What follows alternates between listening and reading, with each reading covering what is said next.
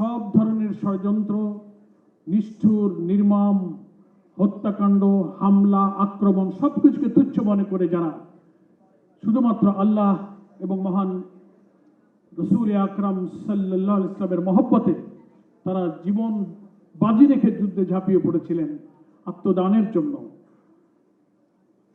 5ই মে এই দিবসটা হচ্ছে সেই ঐতিহাসিক দিবস। এরপরে আরো সুন্দর সুন্দর আয়োজন, ডকুমেন্টারি প্রদর্শনী আছে। আমি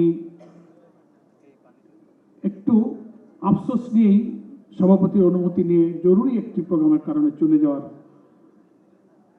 সুযোগ চেয়েছিলাম। আমার মনটা এখানে, আমার খুব ভালো লাগছে অনুষ্ঠানে। মূল্যায়ন, স্মৃতিচারণ এগুলো আজকের এই অনুষ্ঠানের মূল প্রতিপাদ্য। আমার আগে সম্মানিত অতিথিবৃন্দ, আলোচকবৃন্দ তাদের এই শাপলা শহীদদের ওই দিনকার ঘটনাবলীর সুন্দর স্মৃতিচারণ করেছেন। আমি ওই সময় কারাগারে বন্দী ছিলাম। লম্বা সময় কারা জীবনে আমি খুলনা কারাগারে ছিলাম।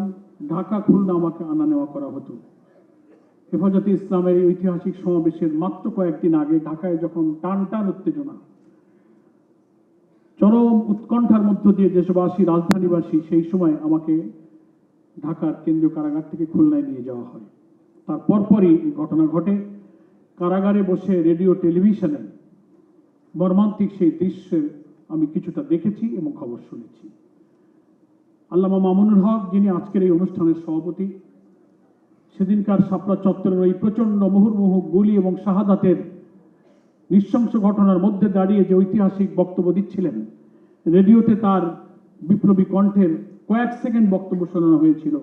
সেই সময় ক্ষমতাসীন আওয়ামী লীগের সাধারণ সম্পাদক আশরাফুল ইসলাম শাপলা চত্বর ত্যাগ করার জন্য জনগণকে অনুরোধ জানিয়েছিলেন। তার প্রেক্ষিতে আল্লামা মামুনুল হক বলেছিলেন যে এই শাপলা চত্বরের তৌহিদি জনতার যে কোনো মূল্যে শাপলা চত্বর ত্যাগ করবে না। তার নির্দেশকে প্রত্যাখ্যান করে তিনি বলিষ্ঠ কণ্ঠে শাপলা চত্বরে সমবেত হওয়ার উদাত্ত আহ্বান জানিয়েছিলেন। সেই কণ্ঠটা আমি কারাগারে বসে শুনেছিলাম। সেই হত্যাকাণ্ড, সেই বর্বরতা, দুটো টেলিভিশনকে বন্ধ করে দেওয়া, সম্প্রচার বন্ধ করা। কিছুদিন পরেই আল্লামা মামুনুল হক গ্রেফতার হলেন এবং ঢাকা থেকে তিনি খুলনা কারাগারে স্থানান্তরিত হলেন। আমার সঙ্গে ওনার খুলনা জেলখানায় দেখা হলো।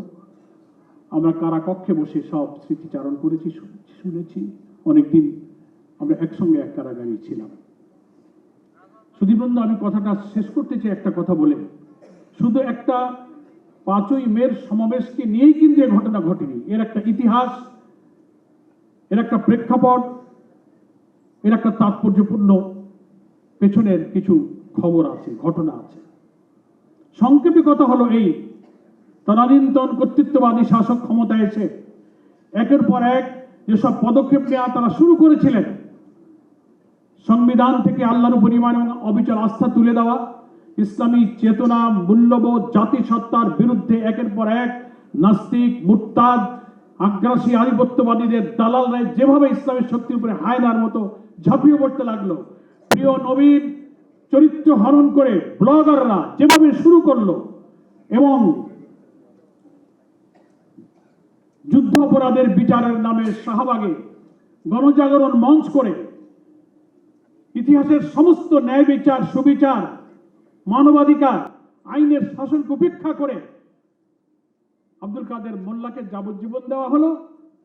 দুনিয়ার কোন জুডিশিয়াল ইতিহাসে নজির নাই। কেন যাবজ্জীবন হলো? ওটাকে ফাঁসি দিতে হবে। তাই বিচারকে থামিয়ে রেখে আইন পরিবর্তন করে তখন প্রধানমন্ত্রী পার্লামেন্টে দাঁড়িয়ে বক্তৃতা করতে লাগলেন। তিনি সরকার প্রধানমন্ত্রী, এদিকে শাহবাগের আরেকটি সরকার হয়েছে, ইমরান এই সরকারের জাগরণ মঞ্চ। প্রধানমন্ত্রী বলতে লাগলেন আমার দেহটা পার্লামেন্টে, আমার মনটা এখন শাহবাগে। উস্কে দিয়ে আদালতের বিচার থামিয়ে আইন পরিবর্তন করে, যা বাংলাদেশে এবং দুনিয়ায় নাই, যিনি সাজাপ্রাপ্ত হন তিনি সাজা কমাবার আবেদন করেন, সেই সাজা বৃদ্ধির আইন বানিয়ে তাকে অন্যায়ভাবে ফাঁসি দেওয়া হয়েছে। বিচারপতি সিনহা সহ পরবর্তীকালে জুডিশিয়ারির লোকেরা বিস্মিত হয়ে বলেছে যে এটা হয়েছে miscarriage of justice, genocide of justice.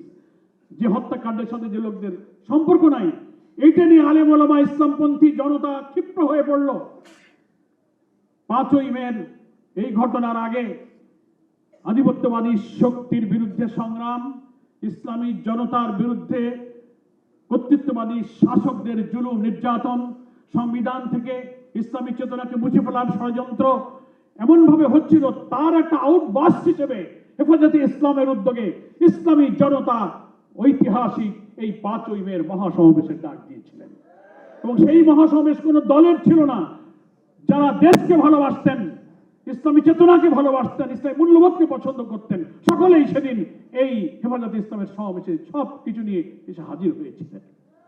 নৃশংসভাবে সেদিন সমস্ত বিদ্যুৎ সংযোগ বন্ধ করে দিয়ে প্রায় 2 লক্ষ গোলা বারুদ আর্মস অ্যামিউনিশন ব্যবহার করা হয়েছে ওই দিন কালো রাত্রির এই হত্যাকাণ্ডের ব্যাপারে।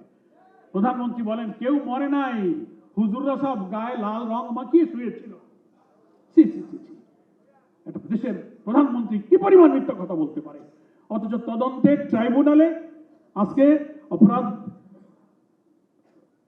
ট্রাইব্যুনাল যেটা, সেখানে বিচার চলছে, যেমন জুলাই হত্যাকাণ্ডের, শাপলা হত্যাকাণ্ডের।